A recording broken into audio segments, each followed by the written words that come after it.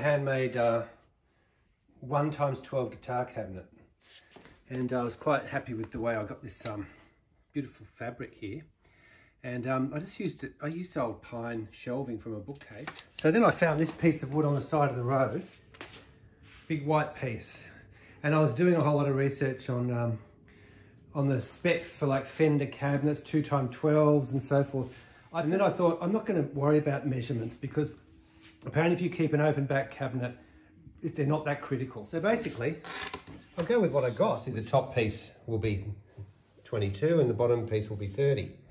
So I've got my top, my bottom and the sides, all from that one piece of wood.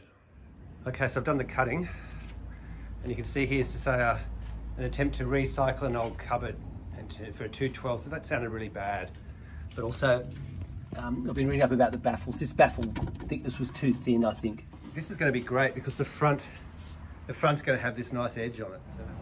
So, okay, so what I've done is I've attached the this strip of timber here. I've glued and with 4 screws, and it's method to my madness here because this is the side, right? And I've got the 2 sides done, and I'm going to cut the baffle board because I'm figuring out how the hell do you put a box together and keep it all square. Look, I'll be really interested in any comments that come in here. This is just the way I've figured out how to try and true up the box and get it square. So I've put these pieces here, the front and the back. So this is the back, and so I've just got a piece of wood here cut to the right length, which is 72, and just 1 screw here, 1 screw there, and then another piece of wood up here. If I just fasten the top and the bottom at the back, and then I'm going to put the baffle board on. The thing is, I think I must have miscut this when I trimmed that top part off, because look at here. I'm a couple of mil long here, but there it is. And just for your information, that's what I use for the front. Premium plywood, 12mm for the baffle. Okay, I've made an executive decision. Instead of trying to cut this baffle board down to make up, because this is square and cut straight, I'm just going to, I've glued this little extra piece on here, and I'm just going to sit the top on top of that.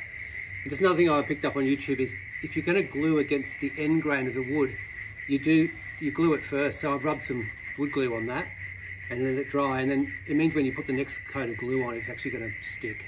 But I'm going to glue that. I'm going to put 3 screws along here, and it'll fix the top on. Yeah, so using this little Aussie toe, it's called a pendulum saw. Okay, well the speaker box is done, and I'm remiss because I haven't been keeping up the video diary. So, okay, well this cover is just tacked in with a nail here and here, and a screw there. So the tool I use for that is this stapler, and I built the frame out of the thinner piece of baffle from that old box, and this is an old t-shirt, and I had to just do a little bit of edging here to fit around the speakers. And here there are speakers on the baffle, and you can see it turned out to be a really big box. There's a lot of height above and below the speakers.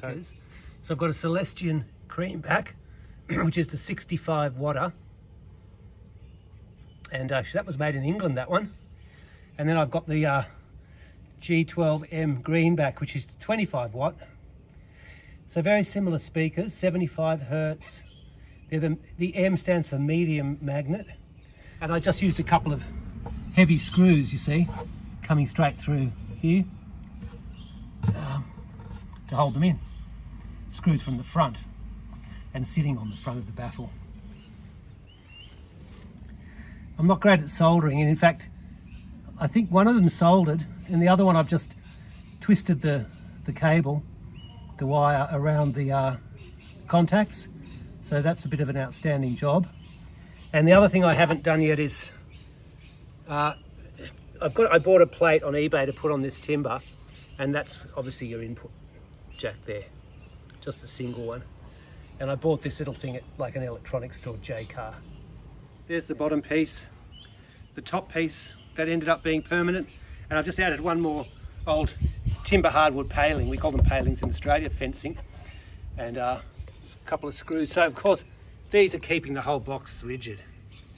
The other point is I didn't end up putting a timber edge along the bottom. So this is the floating baffle. So they talk about this, that Fender do. In the end I just screwed the baffle with 4 screws on each side. So then the whole range width of the baffle with the 2 speakers is going to vibrate freely and just attached on each side. A little bit over a third of the back is open. Okay, I'm really happy about the finish, and I'm sorry I didn't video it. That's the top piece, and as I say, one of the nice things was this edge came from the original board. It just looks professional.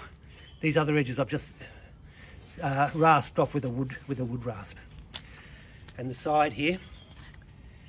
So how did I achieve that? You can see it's kind of a brindley, matte sort of finish.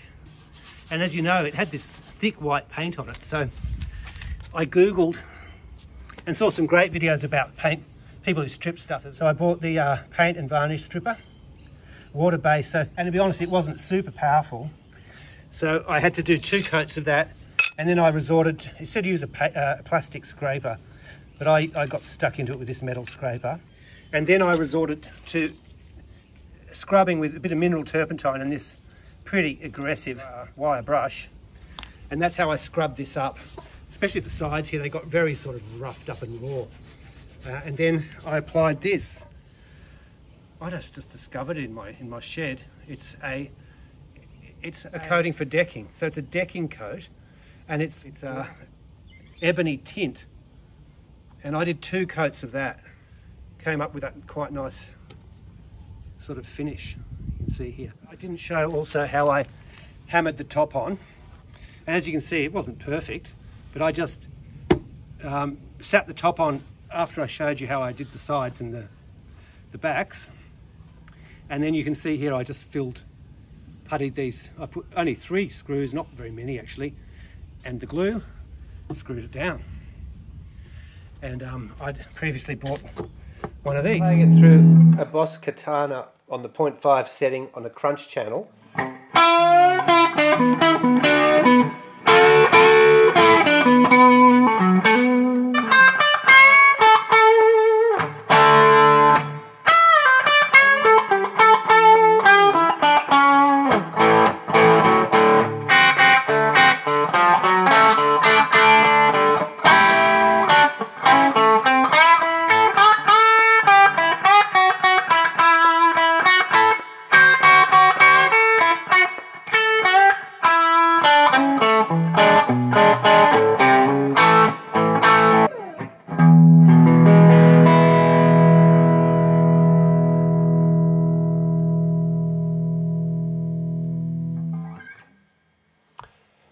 That's recorded with a Shure stereo mic on my iPhone 11.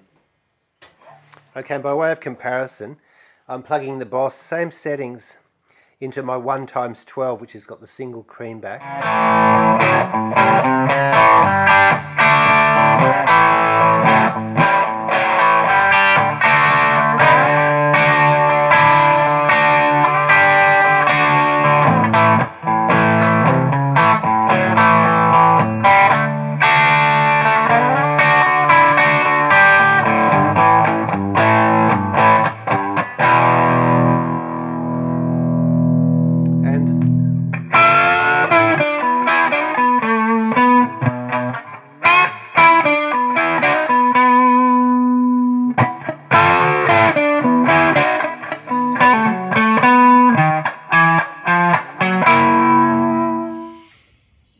Okay, so I did have a jam with my buddies the other day. Towards the end of the jam there, I plugged in the 112 box with the Celestian cream back.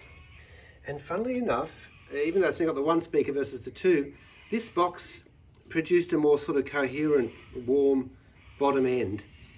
And when I was sitting on it as well, it was vibrating beautifully. The whole box seemed to be quite lively. Whereas I found that the big guy was more sterile sounding, didn't necessarily produce more bass, and it wasn't as full. I'm wondering if it's the size. Also, the other thing I'm wondering is, it's not pine, it's a hardwood, or it's a different kind of wood, I wasn't sure what. Yeah, just at the end of the day, I wasn't as pleased with the sound from this guy. But look, it's a lot of fun doing it. And the other thing I noticed as well is this box was really bright. And so in terms of my Katana amp, yeah, look, I had the treble that down, that low. The presence, I had about half. Yeah, actually I had the bass up a bit higher. Yeah, so, but I found it was really trebly, and I was dialing the treble out of my guitar as well. I'm also thinking I could experiment with putting the two creambacks in together, because and maybe that would sound better, and I could put the greenback on its own in this 112 and see if that made a difference.